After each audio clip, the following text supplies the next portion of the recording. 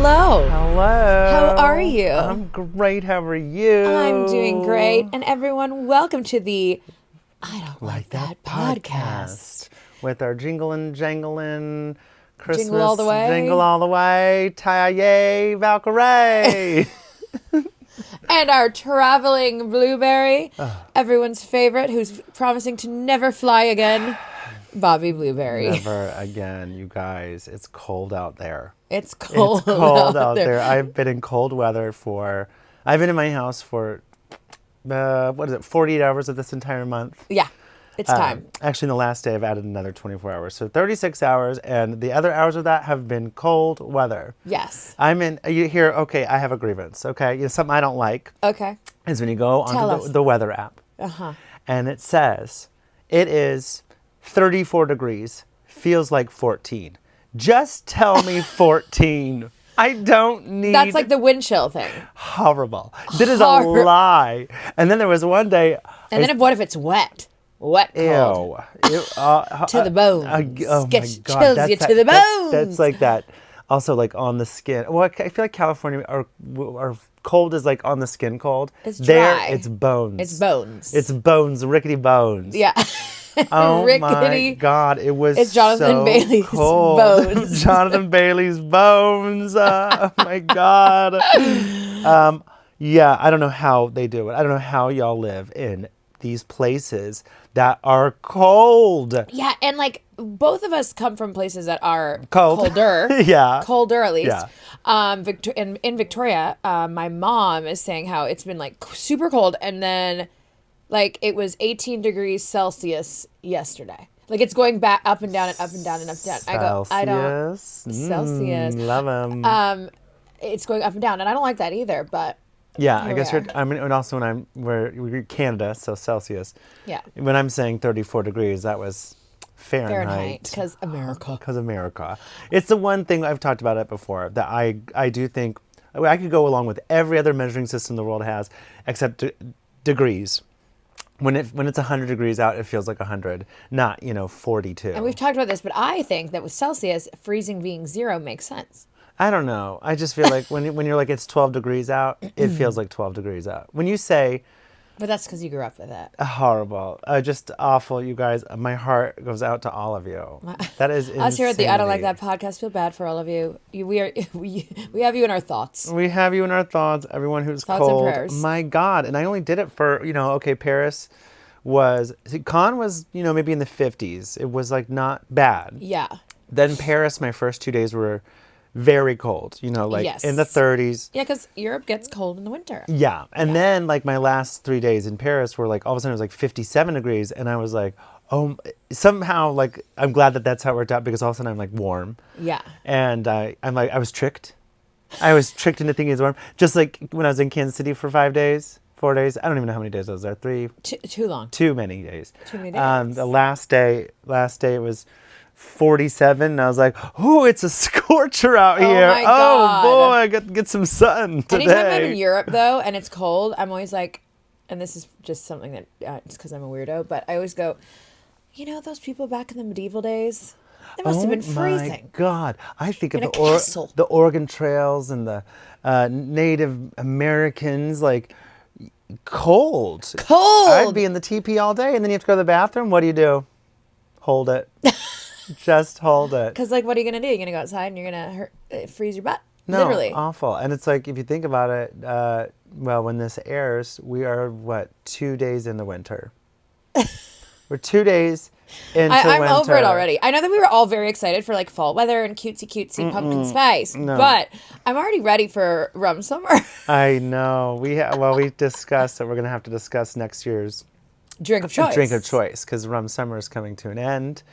And we've just continued to drink rum summer. Yeah. Also, everybody, we should say like Merry Christmas this week. Merry Christmas, yeah. Happy Hanukkah, Hi. you guys. Happy holidays. Yeah, happy holidays. We are coming up on the time of the year when there's lots of parties and lots of fun. Lots of parties. I have one tomorrow night. You do? Where are you going? I'm going to 3 blocks away from my house.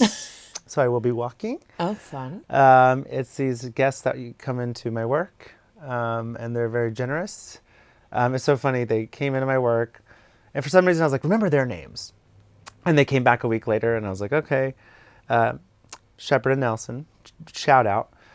They came back a week later, and I was like, oh, hi. Totally remember their names. I don't remember anybody's names, but memorized theirs. And I was like, how was your week? Shepard went to the bathroom. I'm like, Nelson, how was your week? And he goes, yeah, you had to ask. My mom died 2 days ago. Oh, no. And then him and I just totally bonded. And over trauma. Yeah, and then I saw them last week, and I was like, oh, yeah, I'm leaving. I'm headed out because my grandma died. I was like, this is our second death of our... I've only known them for 3 months. Of your friendship. Of our friendship. But they're throwing a party, and it's so cute because Shepard, who's also just found out their birthdays are 2 days apart from mine. On each side. You know their birthdays as well. I know their birthdays. You're obsessed with them. They're like June 3rd and June 7th. I was like, I'm June 6th. I mean, part of the trio. And so Shepard was homeschooled. And he's having, this is his second party he's ever thrown in his entire life. And he's so nervous. And it's so cute. Because he said he was homeschooled and he had one party when he was in grade school and no one came. That is heartbreaking. It's heartbreaking. And so I was like, okay, well, the party starts at 6, so I'll show up at 6:45, 7. And he was like, or 6:10. And I was like, oh, do you want me to be, do you need help? Do you need me to Bobby? Filler friends. Yeah. You know the filler friends. You have your friends come before so it looks like the party's not empty when people arrive. And you need to be doing your Bobby. But I think he's also just so nervous. And it's so adorable. So I'm going to go at 6:10. And they drive a Rolls Royce. So, like, what do I bring? Actually, so true. Oh my God, I don't like that. I don't like that. Seems like a lot of pressure. He's nervous. I'm nervous for you. I'm nervous. What do you bring to wine? Like somebody? Well, I know wine is. They said don't bring anything. Don't bring anything. I'm like I'm gonna bottle bring of Dom. Oh my God. Champagne. They'll probably just throw it in the pile of all the other Dom. They'll be like, look at all these Doms. So I'll probably just bring some wine, some nice red Italian wine, or French. Now that I'm into now French that you're, wine. well, maybe you'll bring them a little wheel of cheese. Wow, a little brie to go with your little wine. Baguette. Ooh. The bread here is not going to hold. I haven't had bread since I got back. Well, you only eat bread. We're not bread on these eaters. streets. No, unless it's breaded chicken. Unless it's panko fried or bread. a chicken tender. A chicken, well, panko. From Tap Class. Yes, from Tap Class. So holiday parties, it's all happening. It's you guys decorated here. We didn't really decorate. Well, I decorated enough for all of us guys. Yeah, you did. Yeah, I have 3 trees. Because we do Boxing Day. Boxing Day's going to be here. Boxing Day is this week that this airs. Yes. Yeah. And we're going to talk about all that at the end of the episode. We're going to go through all our little holiday traditions. We're going to talk more holiday stuff, but let's dive into current events. Diving into current events and pop culture. Everyone, the world has got a lot to say. We got a lot to say. But here we go. Are we ready? Ariana. Hold on to your hats. Yes. This week in pop culture, guys, as December winds down, pop culture delivered a mix of celebration, nostalgia, shock, and sorrow. Yes, there was the good, the bad, and the ugly this week. From record-breaking box office wins to heartbreaking losses in Hollywood, this past week reminded us just how emotional and unpredictable life can be. Oh. It's true. First off, farewell to soap opera legend Anthony Geary. Have you ever been a soap opera person? I've never been a soap opera person. See, I kind of got into soap operas when I was in high school. Yeah. Because did you ever hear about Passions? I know, isn't Passions like wild? Yes. Like anything can happen, like yes. vampires and werewolves. And there was like a doll that came to life and like... That sounds kind of like fun. the actor that plays the kid Grinch in The Grinch That Stole Christmas. Uh-huh. With Jim Carrey was the actor that was the doll that came to life in Passions back in like the late 90s. Yeah, dolls coming to life. It was wild. No for me. But that was like the only soap opera that I ever really got into. And then in Switzerland when I would visit my grandmother, she would watch soap operas a lot. Okay, Passions is all the other ones are like set in kind of like just drama. The drama of Hollywood. It's always a hospital, something. Passions is crazy. Yeah, supernatural. I'm sure we got some listeners out there who have watched Passions. So the entertainment world mourned the sudden death of Anthony Geary, the iconic General Hospital star, best known for his legendary portrayal of Luke Spencer. I was never into General Hospital, but I know that it's been going on for a very long time. Yes. I know that people talk down on like daytime soap acting, but like I kind of think it'd be a good gig. Oh, it's supposed to be a good gig. Yeah, you're Sarah working. Michelle Gellar started as that. Yeah, you're working nonstop. Yeah, it's just so weird. It also feels like an acting class. You have to like memorize immediately, And ready yet to it's go. all like happening like so fast. Yes, you don't have time to practice your script for days at a time. Yeah. So Geary passed away at 78, prompting an outpouring of tributes from fans, co-stars, and generations of soap opera viewers. So yeah, he helped define daytime television. Luke Spencer and Laura Weber became one of the most famous super couples in TV history, with their 1981 wedding episode still holding the record as the most watched soap opera episode of all time. Wow, cool. Yeah, the soaps have been around forever. But like now you don't really need soaps because you got Housewives, you've got That's the Traitors coming back. Yeah, that's like primetime soap operas, Yeah. basically. Yeah. But yeah, and I also feel like with like streaming, I wonder if soaps aren't as popular because it used to be like the only thing you could watch on TV, which is why. Well, it's just also there's a million. We grew up in this kind of era where even with cable, there was like 100 channels, maybe, right? I mean, if you were rich. if you were rich, which we weren't, so we got we had the standard 7. Yeah. So it's like, Price is Right. There's certain things that, we kind of like we watched I Love Lucy because there wasn't options to watch. Yeah. Nick at Also for Night. me, and I'm sure that others remember this, is like in the 90s, it was like at home if you were home from school sick. It Yes, was Jenny of Jones. Oh my God, Sally Sally Jesse Raphael, Sally Jesse Maury Raphael, Povich. Maury Povich, Geraldo. Jerry Springer. Jerry Springer. I mean, there Montel was Williams. Montel Williams. Oh my gosh, Yeah, some throwbacks for you. Oprah, Oprah. And then she brought on her little buddy, Dr. Phil. and then Ellen. Ellen. And then, we're like- we're defenders of Ellen, right? Yes. Yes, we like Ellen. But yeah, that's like, I just remember that was like, what? We just felt like bloop bloop bloop. We like Ellen. We like- We like her. But yeah, like, Passions was the only soap opera I really ever watched. Yeah. I remember my mom being like, why are you watching this? Yeah. What's it wrong with sounds you? insane. And then, it was definitely, I just loved Jenny Jones and Ricky Lake. Yeah, well, like Ricky Lake. Remember the ones where they're like, she was an ugly duckling. Oh my and she God, came yes. back to confront her bullying past. I'm hot now. It's like, Yeah. And the other person's kind of always been hot, and you're like, I loved it. Yeah, I loved it. And also the paternity test. This is how I feel about those soap operas, though. Like a soap opera, it's like if you missed 1 week of soap opera, it's like looking down at your phone for 5 minutes during a movie, and you look up and go, "Oh God, what I miss?" Yeah. Because you missed 1 week, and you missed Everything. Because it was on every day, right? It was on every day. It was Oh like my every day. That was It's almost like watching a play A non-stop, never-ending because they play. don't do a lot of takes. They have to No. like they're a factory. I wonder, is it in front of an audience? I don't know. I should ask Garcon John. He's been on a soap opera before. We'll have to I ask. feel like he was like Goon 2 or something. Ew, goon, goon. My favorite word, goon. Is like the word of 2025 is goon. I can't even believe that word. My mom just gave us a Wicked bucket that she got in Kansas City. And we go, we haven't seen this one, and it says on Alphabet's part of the bucket, it says, "Go on, my pretties," or like "Go on and fly," but the word "go on" is so close. It looks like Goon. It looks like goon. Well, we'll have to ask John about being Goon 2. Ew. Goon. Goon. Goon. All right, we're going to stop. So anyways, rest in peace to Anthony Geary. R.I.P. R.I.P. Rest in power, whatever people say. So, moving on. Are we going to the one?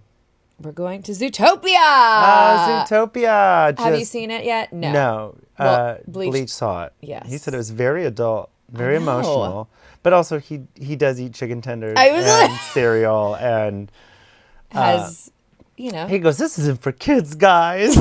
It was like probably with a mouth full of Fruit Loops. You're not wrong. I'm not we wrong. We love you, Jeremy. We love you. Dino Tender Boy. Zootopia made more in the box office than first opening week. It was like $460 million. Yeah, so Disney is celebrating another global juggernaut as Zootopia 2 officially crossed the $1 billion mark worldwide. Fastest animated feature to do so. Yes, the animated sequel has proven to be one of the biggest cinematic successes of late 2025. That's crazy that it was. Also, it's like the first one did okay. Yeah, and I don't even think I've seen the first one. And I did. But it's one of those movies. It's like it is one of those things where like this is where streaming like these parents now like when something goes online, kids see talking animals and they like want to keep like my nieces and nephews love to watch rewatch. You know, my sister's like I could say every word to Zootopia 1 and then Zootopia 2 comes out and then all of a sudden everyone's like got to see it. What was your movie that you watched as a kid over and over again? Oh, great question. The movie I watched over and over was my favorite one is Bedknobs and Broomsticks.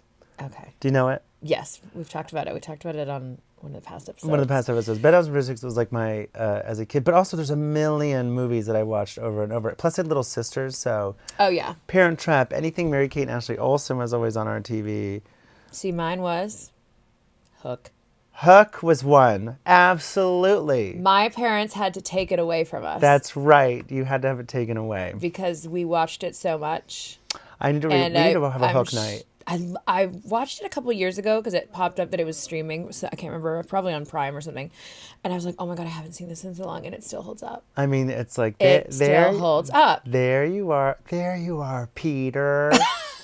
That's something I say. The marbles. The marbles. He's lost his marbles. Yeah. Oh God, there's something the mom also, by the way, the kid's mom, you know, Peter Pan's wife, is in a different movie than everyone else. Rewatch it. She is acting her face off. Like, I'm kind of like, whoa, lady, you are doing. She went in. She's almost like soap opera-y. She said, Robin Williams, I got to step it up. I'm like, also, don't let your arms get tired. Run home, Jack. I mean, I got to rewatch that. It's one of those movies. Rufio. Oh, yeah. Hook. Hook. Run home, Jack. All right. Continuing on with Zootopia. So the large numbers and its success is driven largely by massive international numbers. Yeah, totally. Particularly in China, where it's become a cultural phenomenon. I did see something that I think there's Zootopia Land in Disneyland Tokyo, maybe? Tokyo, sure. And it's the only Disney that has, or Disneyland that has a Zootopia. And it's like a whole, which is crazy to me because I'm like, that movie was that impactful? Yeah, well, because it's like internationally, it's, Avatar is coming out, kind of the same thing where it just got its first IMDb rating, Rotten Tomatoes, it's a 71%, which is the lowest of the franchise so far. Interesting. Opening, the first one aside, it is opening well below the second one. But internationally, that's where its numbers are coming from. It's going to do about 100 to 130 domestically, but it's projected to make $350 million. Crazy. So it's like 200 of that is and that's just opening weekend. I remember going to see Avatar, the first one, in the theater and being absolutely like blown away. Yes. I'm kind of like over the Avatar. Over Avatar. I'm sorry, but I remember seeing the first one, and it was like a ride, a visual ride. Yes, it was so crazy. Do you remember a single thing about the movie? No, a single plot point. No. And I think it was a quote by Zoe Saldana. How like when she started the movie, like she was in her like early 20s, and like when she finishes the last one, she's gonna be like 50. Yeah, and I'm like, that's a long time. And also James Cameron saying, if this one doesn't do well, I'm done with Avatar. Kind of makes me want to root for it to not do well. James Cameron, do something else. He's such a good filmmaker. And they filmed all of like a bunch of them all at once because I know these two. Okay, because when I first moved to the States, one of our friends who's a stunt performer was working on it. So that's I remember that was years ago. Yeah. Holy crap. I don't know if they've started filming 4 and 5 yet. Wow. And I think that's supposed to be it. But also for me, James Cameron is so talented. It feels to me like his other movies have a much bigger cultural impact than Avatar. Well, I just think that the Avatar wave was here and it's gone. Yeah, but and that's okay. And that's okay. Yeah. But I don't know why of all of his movies this warranted such a sequel and another sequel and a sequel. I mean, he did Titanic. I don't know how you do a sequel to that. No. But Terminator, I mean, he's so talented. I'm like, all of his talents is going to Avatar. Besides it looking cool, I'm not interested. Yeah, I agree. So yeah, this milestone of Zootopia milestone cements Zootopia as one of Disney's most enduring modern franchises and reinforces the studio's continued dominance in family entertainment. Cool. I mean, Disney does. Disney's Disney. Disney. I mean, Disney will always Disney. Yeah, Disney. Hey, I love Disney. I know people aren't supposed to love it. I love Disney. In business class, I did a whole presentation on Disney. Really? Yeah, it was such an interesting. I did this in 2000 and let's say 13, and I remember Disney has 5 sectors, and it's like theme parks and hotels, film, television, music, and radio. Okay. Something like that. Like that might be areas of. But online was one of them. Okay. Maybe music. I don't know. Music, radio, they're the same. Online was their weakest. And now think about it. And now they have Disney Plus. That was like their least moneymaker, and I'm like, now everything's changed. And I loved when Disney Plus came out because I, obviously I'd seen all these Disney movies as a kid and I hadn't seen them in so many years. So it was like fun to kind of rewatch. Totally. Cinderella or The Little Mermaid and things like that, as an adult and being like, yeah. Yeah, I like it just because, you can go and like search for things on, Amazon or Apple to buy or the store, I guess, if you still do that. But to just go on one platform and just see these things like, oh, you know what? I need to rewatch Princess and the Frog. Oh, yeah. I like it. And now they have so many more shows on there, like now with like all the Star Wars stuff being on there. And I feel like Dancing with the Stars is on there as well. Well, that's ABC. Yeah. ABC is owned by Disney. Together. It's all muddled together. Yep. So congratulations to Zootopia 2. Avatar. We'll see. I don't know. I'm still going to watch it. I probably won't. I didn't see the second one. I'm still going to watch it. I'm not. I feel like the second one we watched at home. We streamed it. And I think that I didn't finish it. They're also really long. This one's the longest one. It's how long? 3 hours, 17 minutes. Jesus. The first one's like 2 hours and 41 minutes. So first one's 2 hours and 41. The second one is like 3 hours and 10 minutes. And the third one is 3 hours and 17 minutes. Jesus Christ. Did it have to be long? It doesn't have to be that long. It doesn't have to be that long. All right. Cut it into 2 movies. We're switching gears right now. Complete switch? Is this the whole switcheroo? No, we're going to talk about something kind of fun too. Oh, fun. Yeah, but music. Music, okay. Guys. Mariah Carey, the Queen of Christmas, heads to the Olympics. That's so random. Very random. And it's the Winter Olympics? Yes. I also didn't realize that the Winter Olympics were happening. Oh my God, it's 2026. Yeah. Oh, okay. Here we are again. I just did not realize. So yeah, Mariah Carey, the Queen of Christmas, announced that she'll be performing at the Milan Cortina 2026 Winter Olympics opening ceremonies, becoming the first international artist confirmed for the event. I didn't know they had artists for this at all. I mean, there's always been Has there? Artists that perform at the Olympics, but usually at the opening ceremonies and closing ceremonies. But I always feel like it's someone from that said country. Yes. Yeah, that's at that said country. Like the Spice Girls did it when London had it. Makes sense. Like Bad Bunny is performing at the Super Bowl halftime. Oh, speaking of current events, the Chiefs are out.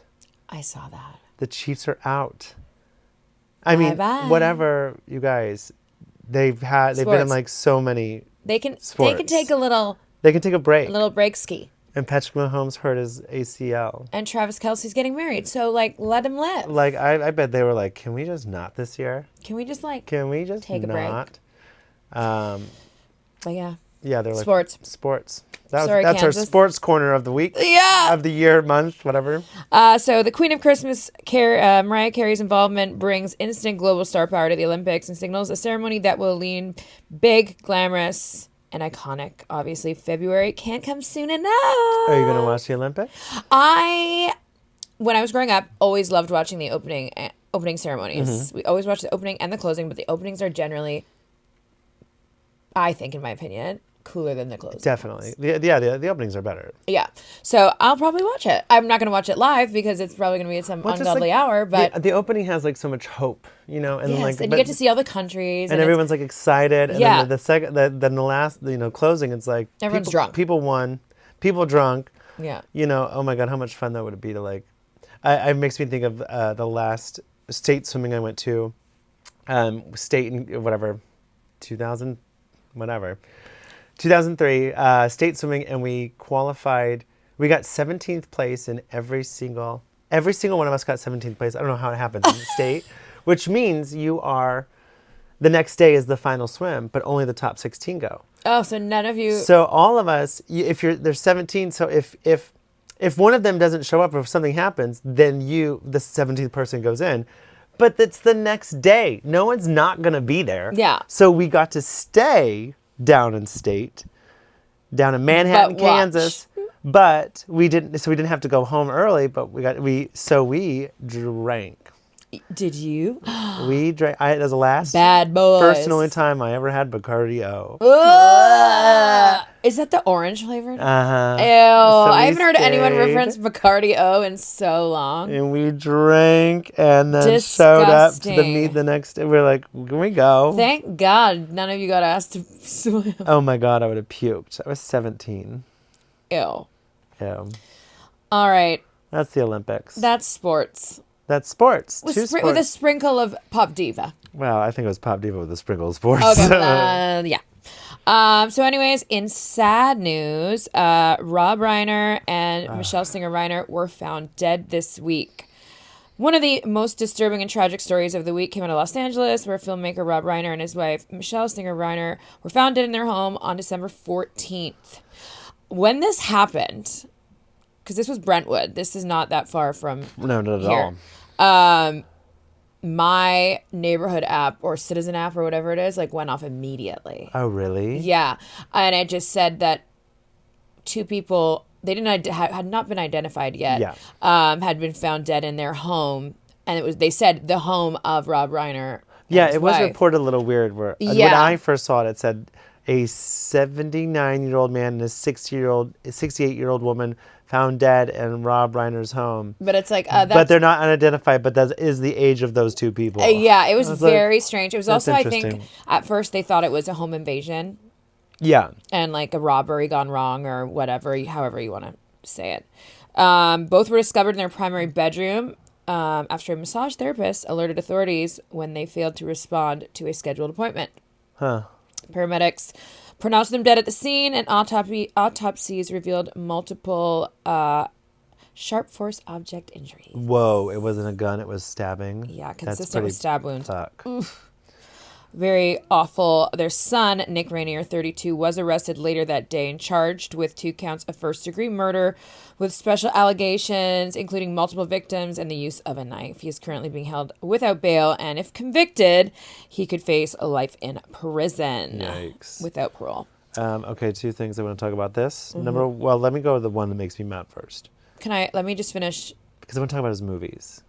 About Rob Reiner's movies? Yeah. Yeah, please talk about his movies and his successes. Okay, then that's like, Stand By Me, which is one of another movie I saw classic over and over and over growing up.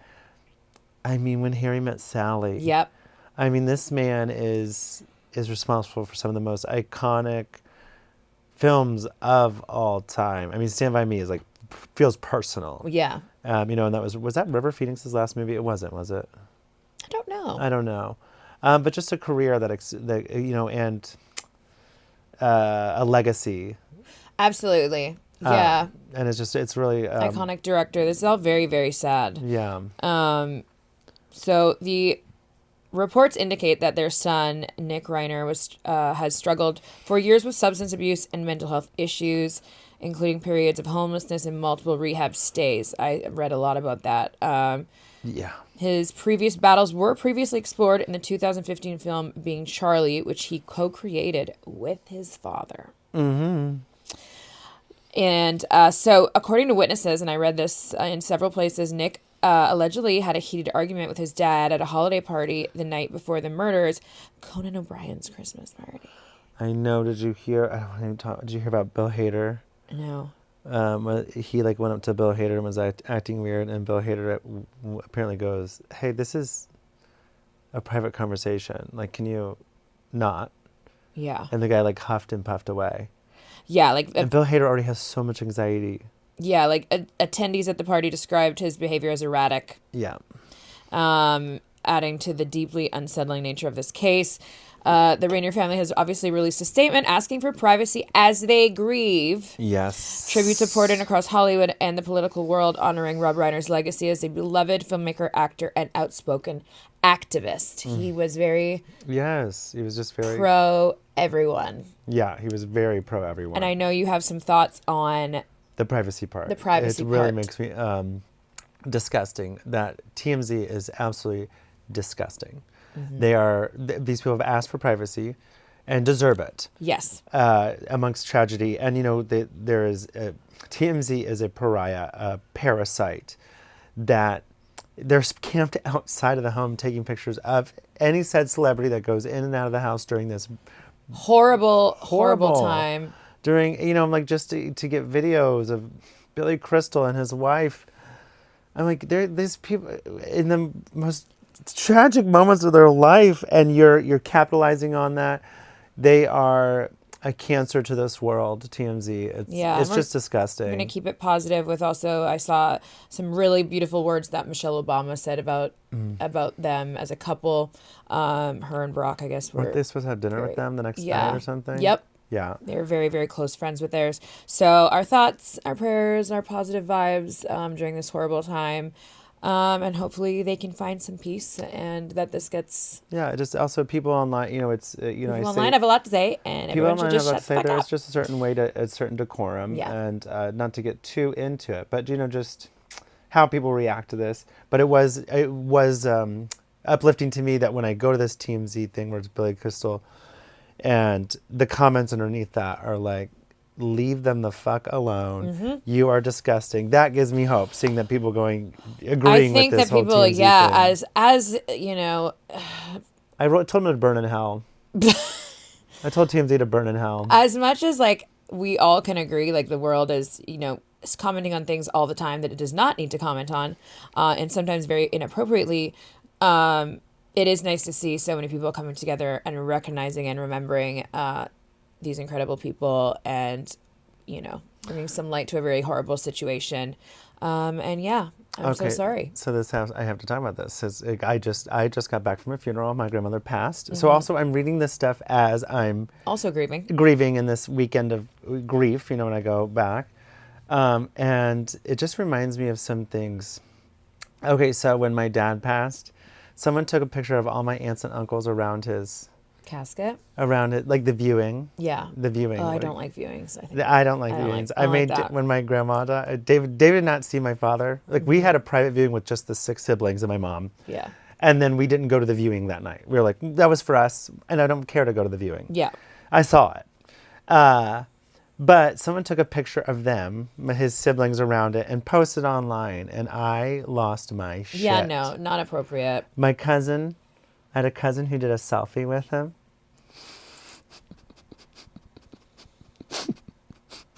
I have no words. What? What are we doing? That is what's going on in Kansas? What's going on in Kansas? It's just people, I don't know if it's the attention they need or whatever. That is horrifying. And I don't want to hear this. Everybody grieves differently. That's fucking gross.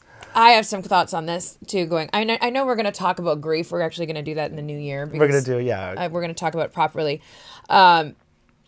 This isn't grief. This is fucking weird. I always thought it was weird, and this is just my personal experience. Obviously, different countries have different rules about what they can show on media and what they can show on the front page of newspapers and things like that when it comes to death and bodies and whatever. This is going to be a little morbid for a second.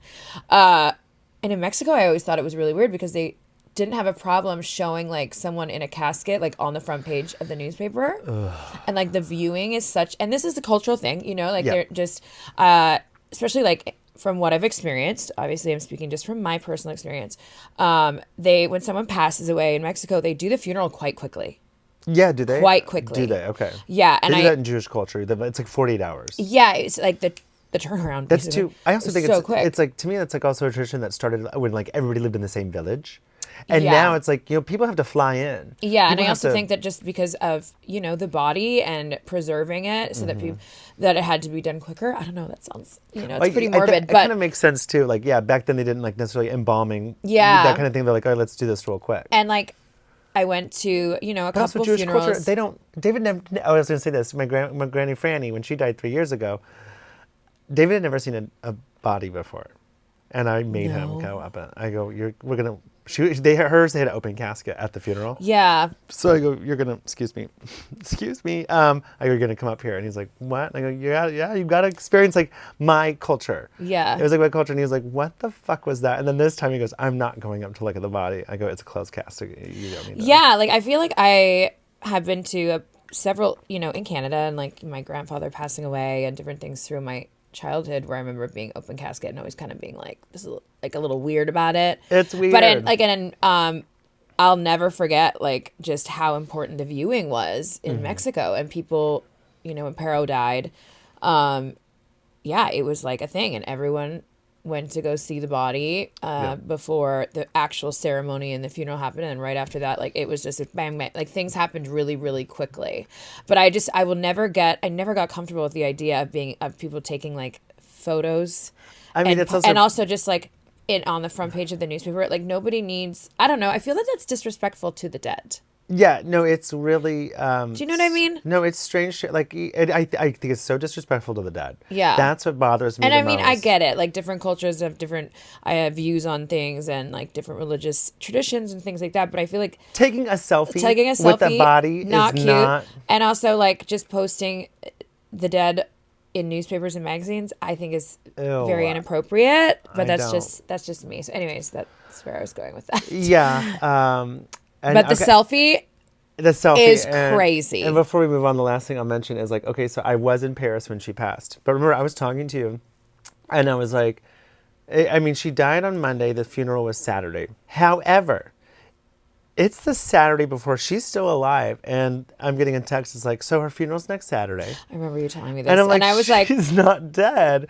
They go, the visitation is going to be Friday. And I'm like, she's not dead. she's alive, guys. She's alive and she's talking. Like, why you guys have the funeral planned? And I guess she wanted it to be on a Saturday, which didn't go with my schedule. But I made it work. Grandma made it. You made it. But that I also thought was hilarious. That the I thought funeral was I was planned. trying not to. When you called me and told me, like, obviously my grandmother, is ill and she's probably gonna pass away. Because she fell, and then she it fell. was like a 4-day thing. Like, Yeah, it was like- and then you told me that they planned the funeral already, and I went, "Your family is on the ball." I was like, I guess I'm going to What? Kansas City. I go, what if she doesn't? What if she's still alive on Friday? Is she going to be going to her own visitation? Anyways, I digress. All right, so All right. I think we have a perfect segue into the next thing because we just talked about Rob Reiner and Stand By Me, which is a Stephen King. Which is a Stephen King. I'm trying to do a really smooth transition here. Speaking of Stephen King. Speaking of Stephen King. Sorry, we're not. Yeah. Anyways. I'm so uncomfortable right now. Okay, so we're going to talk about something else that's on everybody's, thoughts and in everyone's social media and all over the internet and all over the world, and everyone's talking about it and singing it. Guys, it's the talk of the season. Is it the... Welcome to Derry. Guys, if you're lactose intolerant, stop listening because we're talking about dairy. Derry. The final episode of this first season, Welcome to Derry, happened this week. I have not seen it. I'm on He has episode not seen 6. it. So we are going to talk about some things about the show because it is literally... Everyone's talking about it. We have to discuss it. But she's going to do spoilers, and he's going to cover his ears. So there are going to be some spoilers. I will warn...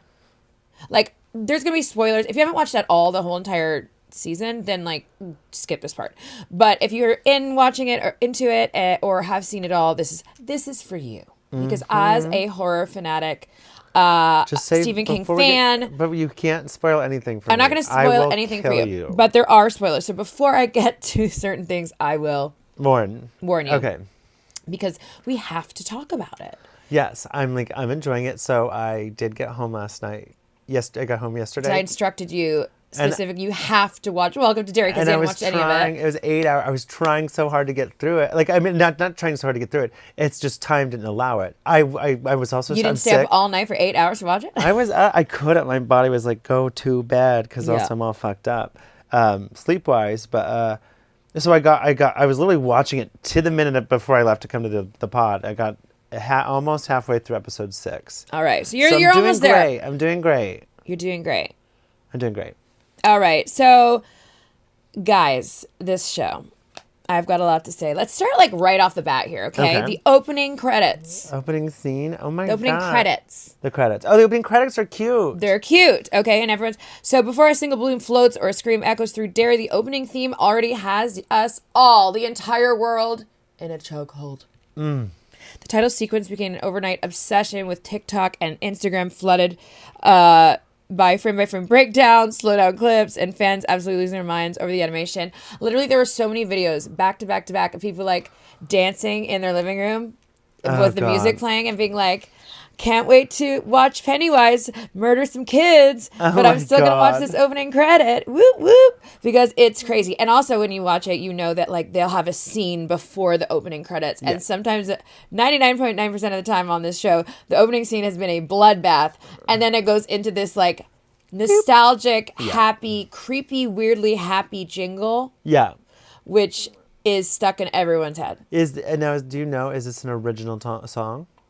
I believe it is. But I love how... I would have to... I don't know. I feel like I listened to it and I was like... It's also... It sounds we all very watch specific. shows and there's certain things... certain ones that says skip intro and I'm like... Nope. Can I have never skip intro on this? Yeah, and that's what everyone's saying. And even John, before I even saw that people were thinking the same thing, John said to me, he's like, we never skip the intro. We can't skip the intro. Don't skip the intro. And I also feel like every time you watch the intro, you notice different things. David is a notorious intro skipper. Yeah. And I'm like, don't skip the intro. I need to... It's setting up the mood, too. Yeah. It's a mood setter. And, like, there's so many Easter eggs in the animation in that opening credit sequence. I love that. So every episode sparked some fresh theory threads thanks to the Easter eggs hidden in plain sight, subtle turtle imagery nodding to Maturin, flicker of fire referencing the black spot. I don't want to know nothing. You could keep talking. A child's bike morphing into a sewer grate. Dates and symbols hinting of future massacres we haven't seen yet or we have before. The internet collectively agrees that we do not skip the intro. We don't skip the intro. All right. I'm covering my ears right now in case she said something about a spot. I don't know what she's talking about. It's just... I just said a name of a place. Oh. I don't... See, okay, actually, at the center of the narrative is the Hanlon family, newly arrived in Derry, just as a child disappears, and the town's cycle of violence begins again. Drawing heavily from Stephen King's infamous interludes, the show confronts Derry's ugliest truths head-on: racism, Cold War paranoia, and communal denial. Yes, lots of communal denial. Yes. But they also kind of made it a thing. They're like, we forget. But they also say that, like, adults in Derry will react to a tragedy happening, like a child missing, a murder, whatever, but they forget it. Yeah, interesting. Whereas the children don't, and they are more, in touch with their fear. Hence, Pennywise feeds off of fear. Well, with the kids taking pills. Yeah, cover your ears. Cover my ears. Yeah. Okay. The burning of the Black Spot, a black-owned nightclub destroyed by white supremacists, stands as one of the series' most harrowing arcs. The show makes it painfully clear that Pennywise doesn't create evil. He feeds on what's already there. Okay, you can take... Okay. I'm literally going back and forth telling Bobby to either cover his ears or not, if you were just listening to us right now. And hovering over it all is Bill Skarsgård, Pennywise. He just showed up. I'm where I'm at. He just showed up. God, he's good. God.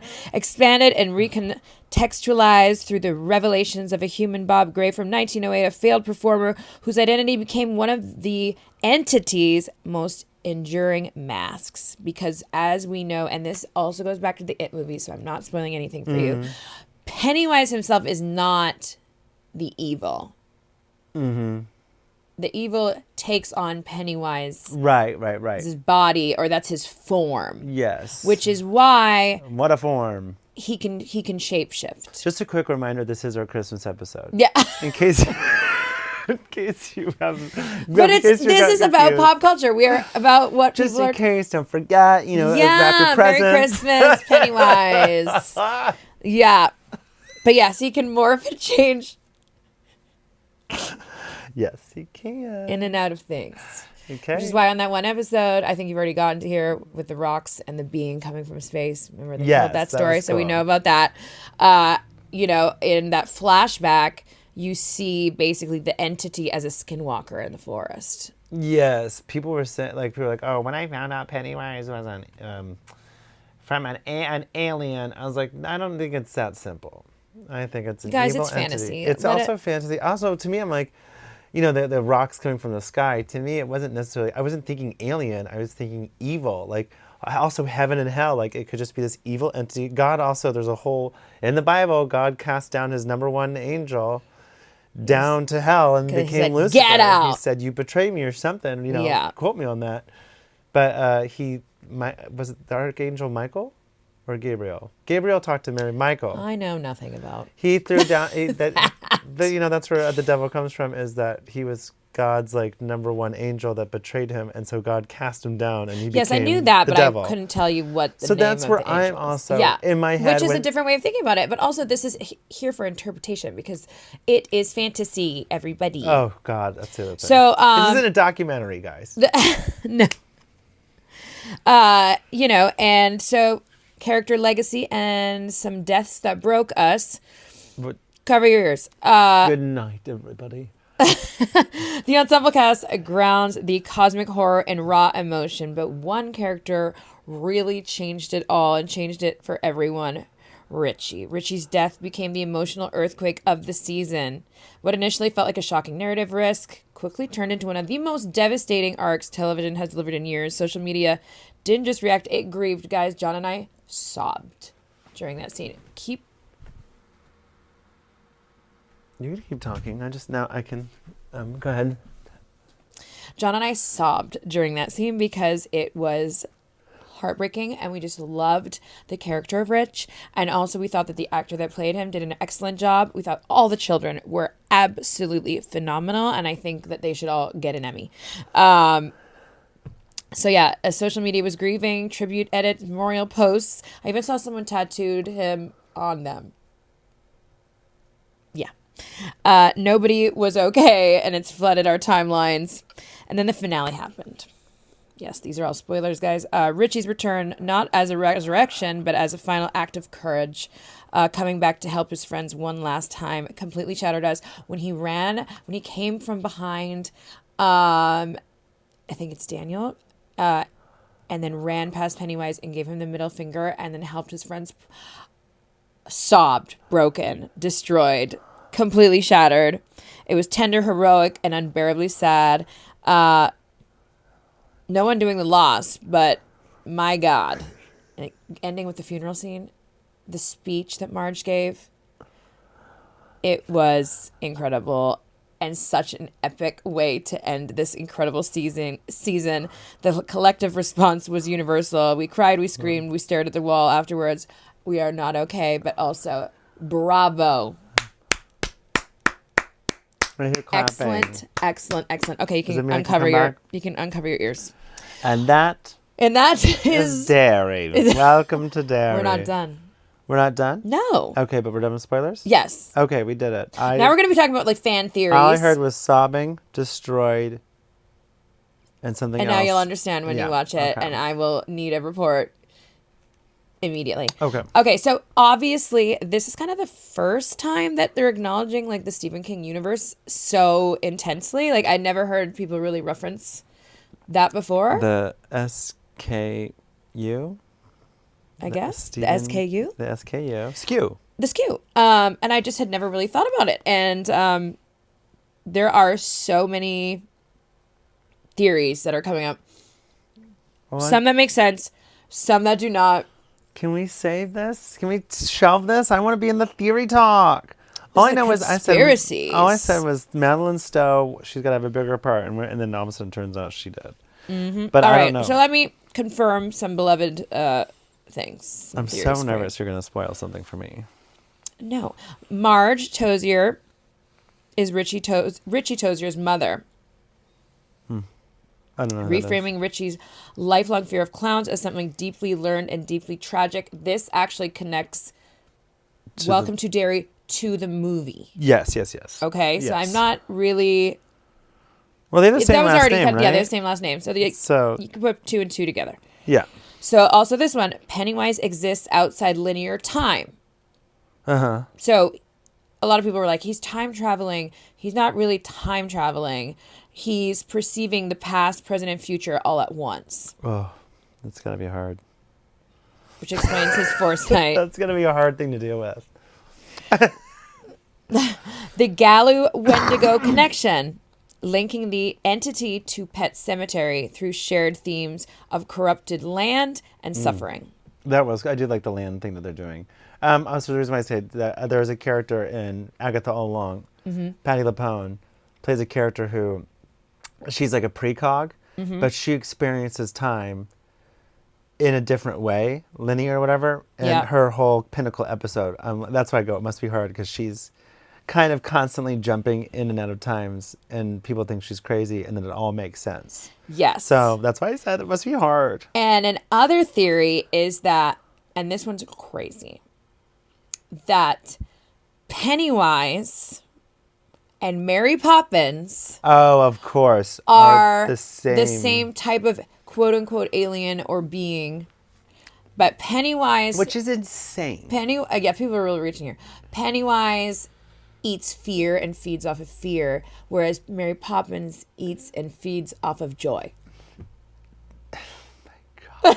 It's like, I mean, I've seen this one before. I am not a conspiracy theory person, really, other Except than for birds. pigeons, birds, and robots. But that one for me, I was like, it's so stupid, but I love it. I mean, it's so stupid, but it's it's fun to entertain. Being like, wait a minute. All right. So here are some connections between the multiverse, right? Like The skew. the skew. Stephen King U. The skew. The Stephen King universe. Juniper Hill Asylum ties directly to It, The Shining, and Doctor Sleep. Ooh, okay. Beverly Marsh's childhood encounter with Ingrid Kirsch bridges straight into It Chapter 2. Okay. Dark Tower lore, Shawshank Prison, Calumet baking powder. That's right. Shawshank is Stephen King. And they're talking about him going all to the Shawshank. time. Duh. I'm so stupid. Quietly confirms that King's universe is fully terrifyingly interconnected. Oh my God. Sorry, that was a huge moment for me. Just like the light bulb. The light bulb. Bing. Shawshank. Oh my God, that's Stephen King. So here we go. HBO has confirmed 2 more seasons are coming. All right. Tomorrow, I wish. Jumping 27 years backwards. Oh shit. So everything is going to mirror Pennywise's feeding cycles. God damn. Well, yeah, that's also smart. Stranger Thingsing it, like when you have child actors and coming back. Yeah. And then all of a sudden they're like the kids are, in their 20s. Yeah, so basically you will see the kids that we saw in this season you won't see again. But you'll see the adults as children in like the next ones. Does that make sense? Sure, because we're going backwards. Yeah. So you will see a whole bunch of new actors. Which is so interesting because they can make them forget. They forget, like the adults forget. So these people, like even the Native American woman, I think she's kind of remembering. She remembers things, but like But I also think that that's because of the stories of from their tribe and everything, like and they also the have the legends rocks and the and, rocks like, and the everything. things. Like they were, so that makes sense. But like it would also be like it would be cool. Like it would make sense for you to jump back in time and have these characters that are adults now not remember because that's how it works. That's the magic of Derry. That's the magic of Derry. And they said this thing came like 400 years ago. We got how many? We got a lot. 400 divided by 27 is a lot. At least 8, maybe. So as of right now, season 2 will take place. I see a lot of places were saying reverse for the times, but I think that The season 2 will be 1935. Another eruption of violence, fear, and forgotten history, with season 3 taking place in 1908. Crazy. The earliest known cycle for Pennywise is feeding. Is 1908. Exploring Bob Gray and the origin of Pennywise's grip on the city of Derry. The town, the city, the village, It's whatever. probably it's probably being built. Yeah. It's probably Or it's like it's early times. early times, like the railroad, like Digging the streets. the Industrial Revolution. Yeah. That was happening 100 years before that, but. Anyways. America. So yeah, together the trilogy forms a perfect horrifying loop, one that leads directly into the 2017 and 2019 It films. So after we've been finishing episodes, we were watching it every single week. John, like on Sundays, was like, ready for watching Welcome to Derry. You guys were in it right from the get. The It movie would come on immediately afterwards, like the 2017 one. And now me and Bleach started watching it the other day because we were deep in the discussion of Welcome to Derry. And when you watch it back, I'm telling you, after you've watched the series, everything makes sense. Like, you're constantly, like, it's crazy. It's crazy. It's crazy. It's crazy. So, yeah, guys, I want to know your thoughts. Yes. I also need to know when this next season is coming out because we got a while. I have been enjoying what's coming out on HBO in the next year. You get a little glimpse of the comeback. Oh yeah. Little like coming up, you have House of Dragon and all this other stuff, but the comeback, she's like, just one line she says, I'm like, oh my god, we have to finish comeback. We'll do that before the new year. Yes, we'll finish that. Yeah, so now to lighten the mood, and because Christmas is coming. And we have just given you some ups and downs of pop culture and some murderous activities and Pennywise's behavior. I know, and it's terror. We should tell you now that this is like our last full recording of the year. Next week is going to be a little like kind of our favorites of the year, a little recap. Yeah, a little recap. So that we can all take a little break with the new year. We're gonna take a little break and then we'll come back, hot and fresh. But let's just a little Christmas. Do you have any any Christmas traditions that you I think that we keep going? Did pretty normal, well-known traditions in our family. We used to have to go to, because my dad's from Switzerland, and we were part of the Swiss club. I know there was a Swiss club in Victoria, Canada, which is crazy. And then every year they would have the St. Nicholas party. Because that's my half birthday. St. Nicholas Day is December 6th. Yeah, and so I knew that as a kid we would always go to this St. Nicholas party, and I thought it was cool because it was like, an extra opportunity to get gifts, obviously. Of course. And then it was, normal stuff, like we do the stockings, we do the presents. My mom brought the magic. Moms, parents out there, thank you for bringing the magic, because those are things that we, even as a 400-year-old adult vampires, remember for the rest of our lives. So my mom just brought the magic every single time, and Santa Claus and all that stuff. It was very special. And then obviously Boxing Day. And Boxing Day. Yeah. And Boxing Day, like a lot of times do you guys get 2 days? Like, do you get Christmas and then Boxing Day? Especially because my parents are divorced. Oh, wow. As I got older, whose aren't? Yeah, we would do Christmas Day dinner at my dad's, and then Boxing Day would be dinner at my mom's. But I would wake up Christmas morning at my mom's. Okay, yeah. Kind of thing. And even growing up when before they were divorced, a lot of the times we would have like a Christmas dinner at a friend's house or something on Christmas Day, and then Boxing Day we always did something. It was always at your place. Yeah. Yeah. So yeah, I've always loved Christmas. I love the decorating. I think it's really fun. I obviously take it very seriously because I love a theme. I love that Beach goes, no presents this year, and you go, too late. Too late. There's already, we're, as of recording this, like 10 days out of Christmas, and I've already got presents under the tree. We wrapped a bunch of stuff yesterday. Yeah, I don't know if I have his yet, but I have yours. And some of yours has arrived. We still have some parts. Some parts. We still have to do the other half of your birthday present.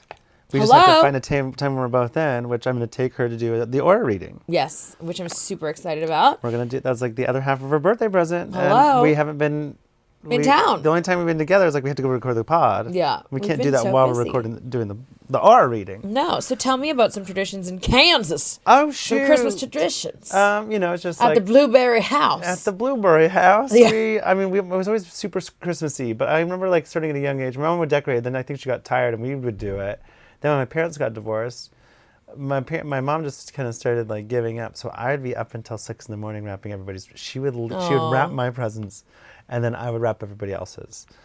And I would. Yeah, we're firm believers in doing a good little wrapping job. I'm also like a firm believer in having like you wrap in tissue, then you wrap. Oh. It makes the unwrapping longer.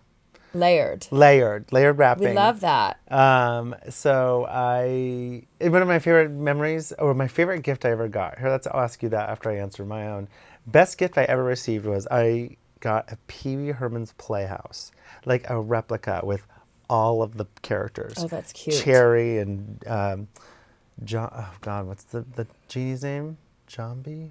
I never was really into Pee Wee, but because I don't think we had it on Canadian television. I don't think I appreciated it until I saw a picture of it. I was like, oh my God, that is so detailed. Probably worth like so much money now. If It you probably still was had it. so much money now. Yeah. Oh my God. Or one time I got a Nickelodeon prankster pack, and we didn't have money. So I don't remember opening the present, and it said Nickelodeon on the top of it. I didn't even see what the rest of it said, and I flipped shit. I was like, oh my God, it's like literally what you see on America's Funniest Home Videos. I go, oh my God, I've always wanted this. Oh my God, oh my God, oh my God. Wait, what is this? And it was a prankster pack. And it was, of course, adorable. Adorable and cute. But that'd probably be like those are some of my favorite, like younger presents, not an adult. What about you? Any favorites? Yeah, a couple jump out like in my memory. Also, before I go into that, were you guys the families that left out the cookies and the... We left out cookies and carrots. Cookies and carrots, yes. And we used to it was very Christmassy. I mean, there were 6 kids, so... Yeah. It was just... I remember one year my mom had Blazy. She said it was like a no... It was all bags. Everything was in bags or left out like in the open. So when you walked out and... We were like, you're never doing that again. Because the fun of it is opening. Yes. There's so much fun.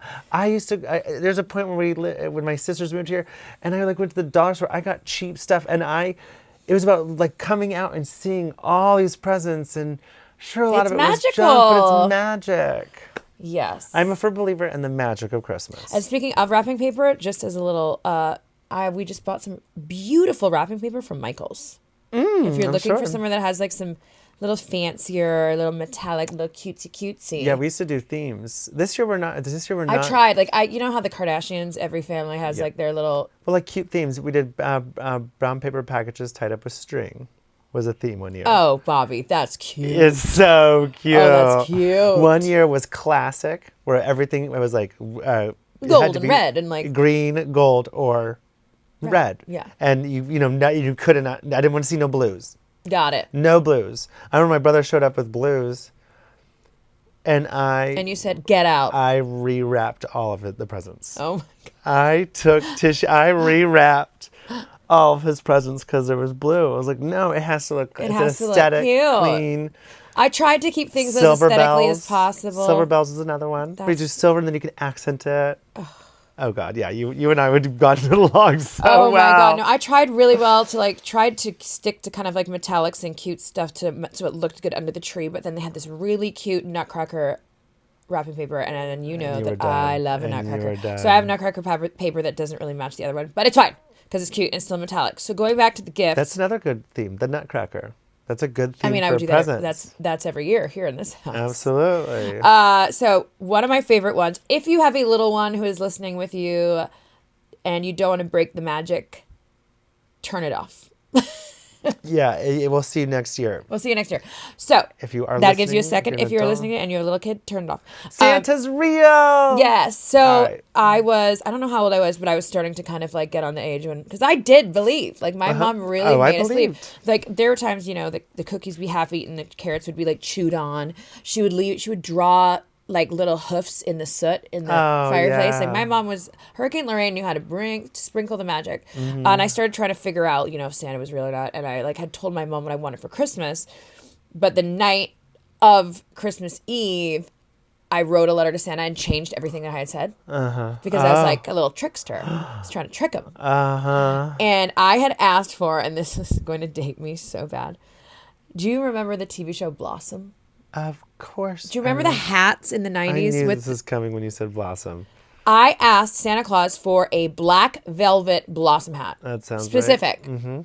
Fashion, baby. So what did my mom do? She stayed up all night, found some black velvet fabric that she had, and sewed me a goddamn Blossom hat. She said not gonna Don't get tricked. even be a little Nice trickster. try. And I woke up in the morning, and there it was. And I was like, all right, maybe I'm wrong. I'm questioning everything. I was questioning it all because the magic had been brought. We should have called this section "Welcome to Mary." Welcome to Welcome to Merry Christmas. Merry Christmas. And the other one I remember, I was like 12 or 13 years old. We were told that we were going to Vancouver for Christmas, which is where my mom is from. So like that was pretty normal. And on Christmas morning, my sister and I had a giant box with both our names on it. We started opening the box. It was your dad back from war. No. We opened the box, and inside the box was another box. Oh, and inside the box was another box. And it kept going and going. And then all of a sudden, some of the boxes had like some oranges in them. And then another box had potatoes. And like, there's like, I was like, what's going on? Ha ha ha, like laughing. And then the very, very end, I don't know how many boxes. In my head, it seemed like there were like 10 boxes. It was a dog. And it was dead because it took so long. Sorry, was a Christmas card saying that tomorrow morning we are leaving and going to Disneyland. No way. That's good. And I was like, oh my God, I'm so excited. What did you do with the potatoes? Oh my God, that's so good. And you can ask Lorraine, I specifically remember my mom asking my mom, being like, but like, did you pack clothes for me? How are we going to go? Of course, logistics. 12, 13-year-old me said, how am I going to look cute in California if all I have is wet winter clothes for Vancouver? She's like, should have asked for a Blossom hat that year. But That's she had so packed some stuff for us. good. Yeah. So then the next day we got on the airplane, the big airplane, and went to all the way down to Los Angeles, California. And we went to Disneyland. God. And I remember we went to Disneyland the first night when we got in. It was raining, so there wasn't a lot of people out. Nice. And it was the end of the Christmas parade. So we walked into Disneyland it was like so magical. Wow. And we were able to go on a bunch of rides. And like the Indiana Jones ride had just come out. Cool. And so we went on Indiana Jones like 6 times back to back to back because people were leaving the park because it was raining. And that is my story of... That's cute. That's fucking wool as fuck. Yeah. That's Potatoes. so cute. Me and my potatoes. But yeah, that's my story. That reminds me, talk about dating. I remember there was this one present I asked for.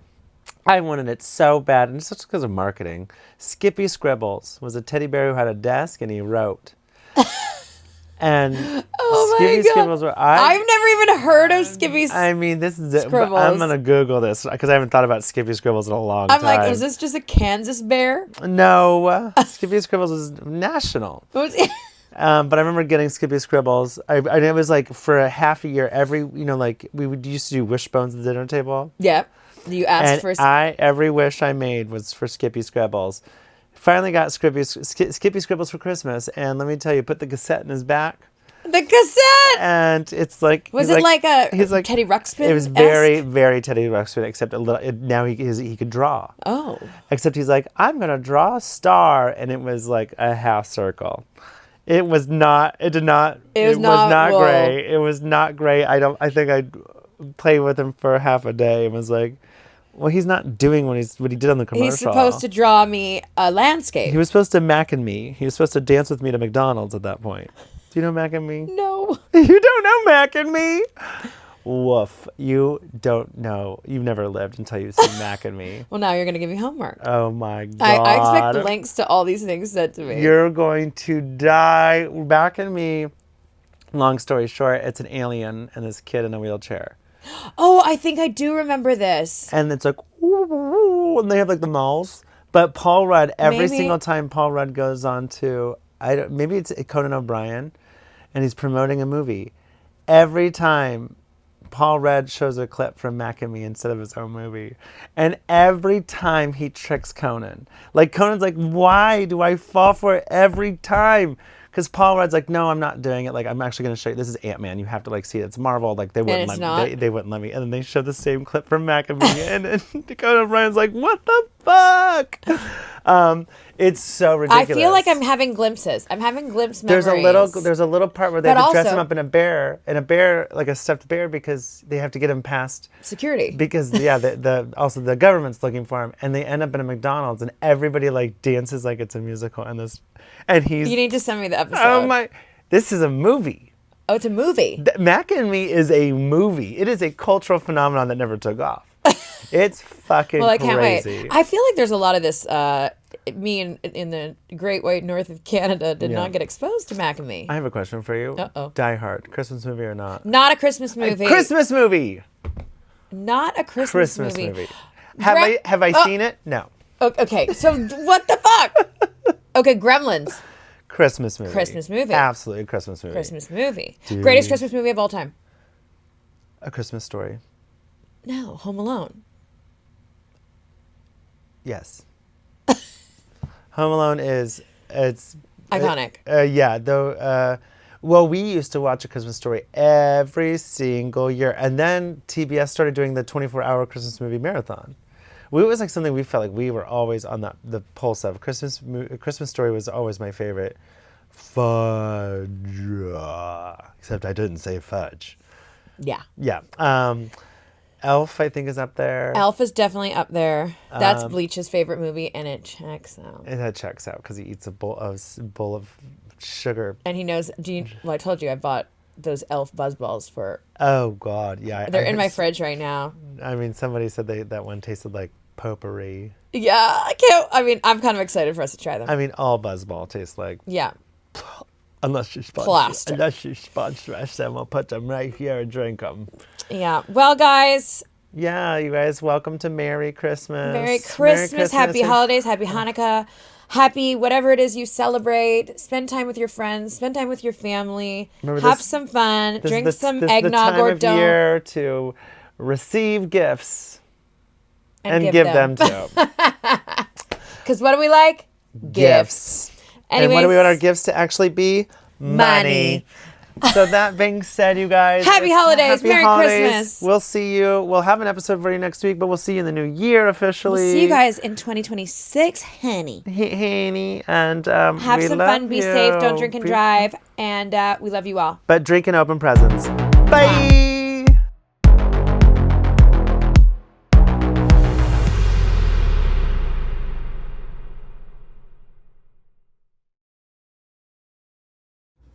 I Don't Like That podcast is available wherever podcasts are sold. No, they're free on all those platforms.